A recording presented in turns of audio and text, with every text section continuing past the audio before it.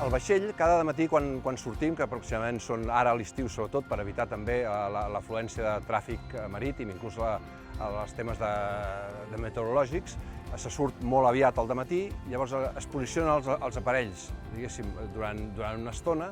es calibra i es comença el que en diríem la prospecció. Simultàniament, en aquests aparells que portem normalment arrossegats o posats a la coberta del vaixell,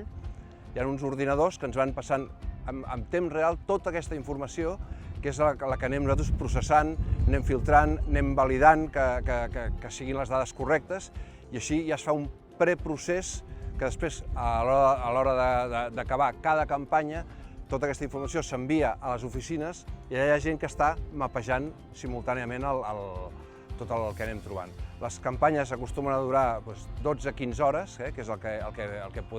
la llum del dia ens permet treballar, i probablement a zones més complexes el que es farà és treballar en 24 hores, és a dir, per no tenir que tornar a port cada vegada, el que es farà és treballar simultàniament amb diverses tripulacions que es van tornant al llarg de 4 o 5 dies, perquè així abastes molta més àrea i perds molt poc temps en temes amb trajectes.